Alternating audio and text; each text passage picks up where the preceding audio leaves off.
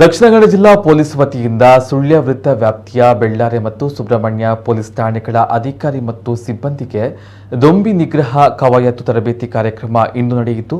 Police ಅಧಿಕಾರಿ ಮತ್ತು ಸಿಬ್ಬಂದಿ ತುರ್ತು ಸಂದರ್ಭಗಳಲ್ಲಿ ಯಾವ ರೀತಿ ಸ್ಪಂದಿಸಬೇಕು, ಕಾನೂನು ಸುವ್ಯವಸ್ಥೆ ಸಮಸ್ಯೆ ಉಂಟಾದಾಗ ಯಾವ ರೀತಿ ರಕ್ಷಣಾತ್ಮಕವಾಗಿ ಪ್ರತಿಕ್ರಿಯಿಸಿ ಎದುರಿಸಬೇಕು ಎಂಬುದರ ಬಗ್ಗೆ ಪ್ರಾಯೋಗಿಕವಾಗಿ ತಿಳಿಸಲಾಯಿತು. ಇಂತಹ ತರಬೇತಿಗಳಿಂದ ಪೊಲೀಸರು ವೃತ್ತಿ ಕೌಶಲ್ಯ, ಜ್ಞಾನ, ಮಾನಸಿಕ ಸ್ಥೈರ್ಯ, ಆತ್ಮವಿಶ್ವಾಸಗಳನ್ನು ಹೆಚ್ಚಿಸಿಕೊಂಡು ವೃತ್ತಿಪರತೆಯಿಂದ ಕರ್ತವ್ಯ ನಿರ್ವಹಿಸಲು ಸಾಧ್ಯವಾಗುತ್ತದೆ. ಮುಂದೆ ಜಿಲ್ಲೆಯ ಎಲ್ಲ ಪೊಲೀಸ್ ವೃತ್ತ ಹಾಗೂ ಪೊಲೀಸ್ ಠಾಣೆಗಳ ವ್ಯಾಪ್ತಿಯಲ್ಲಿ ಇಂತಹ ತರಬೇತಿಗಳನ್ನು ನೀಡಲಾಗುವುದು ಎಂದು ಜಿಲ್ಲಾ ಪೊಲೀಸ್ ವರಿಷ್ಠಾಧಿಕಾರಿ ವಿಕ್ರಮ್ ಅಮಾಟೆ ಅವರು ತಿಳಿಸಿದ್ದಾರೆ.